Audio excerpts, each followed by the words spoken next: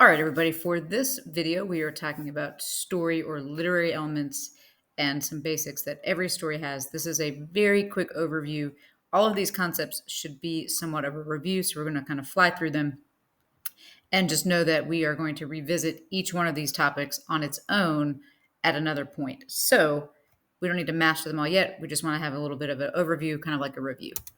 So the first thing that we want to make sure that we know about every story is that you need some characters. So those could be, let me move myself there, either the people, animals, or creatures that you encounter along the way in the story.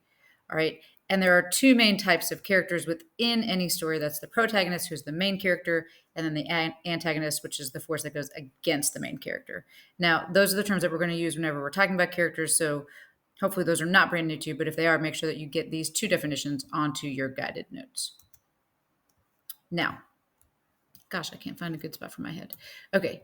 The next thing that we're going to talk about is the plot, which again, this is not a review, but the plot is like the basics, the series of events in any story. So it's going to answer those main questions that we're talking about when we're thinking about any story that your teachers have probably asked you for years: the who, the what, the where, the when, the why, and the how. All right. And the plot, remember, has these very specific parts to get us through the sequence of events in the story. We've got the exposition at the beginning, the initiating event, the rising action, the climax, the falling action, and the resolution. Now, just as a really quick review of what the heck these things mean, the exposition introduces the setting and the characters and the background information, like whatever you need to get the story off the ground and running. The initiating event is pretty important because if without it, we would just stay flat. It'd be not exciting. All right, this is what starts the conflict. The rising actions would build the tension. This is always the longest part of any story. Like 90% of your story is going to be rising action. The climax is considered the turning point because this is where the conflict is resolved or shifted in some kind of meaningful way. After this point, it's like the point of no return. Nothing is going to go back to being the same. The falling action is going to tie up the loose ends and then bring us to some type of resolution, which is the ending of the story, and it brings some kind of closure, or it might prep you for like the sequel or whatever is going to come next. Now, the setting, I'm sure, is familiar to us, right? But it does describe three things: the time, the place, and the duration. So time and place are probably very familiar to you. But duration means like the length of time, which is significant sometimes when you're reading a story because it might take place over a really short amount of time, which might influence the events that are happening, or it might take place over decades or hundreds of years even. And that also is going to influence the things that are important or significant as opposed to if it was a much shorter period of time. All right, so it's going to help build the background. It's going to help us understand some of the conflicts even. All right.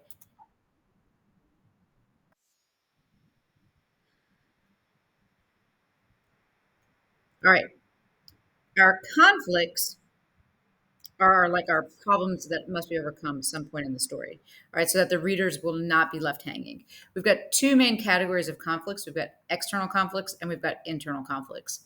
Our external conflicts are the ones that are happening beyond our control. So they're happening like outside of us. Remember, the word external means outside of. And we have our main ones right here: individual versus individual, individual versus nature, individual versus society, individual versus technology, individual versus supernatural. All right. And those are going to, if somebody walks up to you and just starts yelling, you can't really control what they do. All right. The same way that you can't control if a tornado comes sweeping through town and wrecks your car. All right. An internal conflict is occurring within the heart and the mind of one person. So this is individual versus self. There's only one type here, right? And we very much have control over what we are thinking and feeling, and we can be more aware of how to adapt with our internal conflicts. Now, the theme is one especially that I noticed that you guys were struggling with when we did the pretest. So the theme is really the author's message to the reader about life. And that's really the key thing, is it's got to connect back to life, like very broad. So it's not ever really specific to the story that you're looking at. It could be really directly stated, all right, like where they tell you right at the very end what it is, or it might be very indirect and you've got to really think through and be like, what the heck are they trying to have me figure out here? All right. So there can be also more than one theme, but typically there's like one really central message that the author wants you to understand by the time that you're done reading something, all right, which is our theme. All right. Next is foreshadowing, right? And if you look at this picture, you know what's going to happen next. It's going to be something not good. So it's a hint about what will happen next. And whoops, you know that somebody based upon this picture is in danger. Okay, so it's just these hints. When you go back and you look at them, usually you could pick up on them. Sometimes when they're happening, because you don't know what's about to happen, unless it's very obvious like this, right? You might be like, oh my gosh, they really gave me some clues about that. All right. A flashback is an interruption in the current action to show something that happened in an earlier time. So there's going to give you some type of reason that they're giving you this information. It's not just for no purpose, right? If there's a flashback, right, like in Titanic, the whole movie is a flashback. She's telling us the story from when she was old. All right. All of these things are there for a purpose. Whatever they're going back to tell you is going to be super important for what's going to happen now or what's about to happen. So if all of a sudden you have that interruption, pay close attention because it's certainly there with a very significant purpose. All right, lastly, we've got, well, not lastly, but next we've got irony. All right, and irony is a conflict between what might be expected and what actually occurs. So this person right here has no hair on his head, lots of hair elsewhere. All right, hidden beach. Well, it's not very hidden if the arrow is pointing to it. And then obviously we would not expect the peace team to be in a what looks like a riot. Okay, so this is sort of like the opposite of two things. So you expect one thing, the opposite is what occurs. All right, this is maybe the most full thing right here. So I'm gonna actually load it all up and we're gonna go like one part at a time. So the point of view is the perspective of the story. It's telling us the view from which we see things. So if we're seeing things from a first person perspective or a first person point of view, all right, that narrator is in the story. They're going to use words, pronouns like I or we or my or us. All right, so like in this example of the pigs and the three little pigs and the wolf, that wolf, rotten wolf tried to eat us is going to be the hint there. Or I was framed. I just wanted to borrow a cup of sugar. Okay, those are first person pronouns. It's going to indicate to us that the narrator is also telling us the story.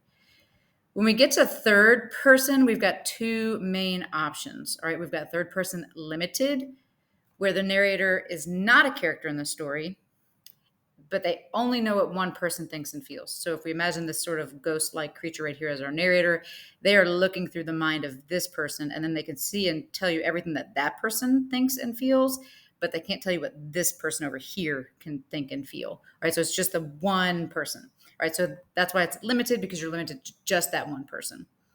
Third person omniscient, since they're both third person, neither of these people are characters in the story. Okay, but omniscient is like the overlord. They know what everybody is thinking and feeling. They know it all. There's nothing that they can't tell you about what a character is thinking and feeling. So when we're looking at a story, it's important to sort of determine the point of view, because it's going to help us to understand, should we be trusting this information? Is it sort of one-sided? Are we only seeing one view? Might other people be thinking other things? Now, I know this was really quick. Like I said, it's just an overview. We are going to go through each one of these things in much more depth and expand on them, but we just needed a little review to get ourselves started. So make sure you've got your notes, go check them at the Self-Check Center, put some holes in them, and then get them into your binder. Good job, guys.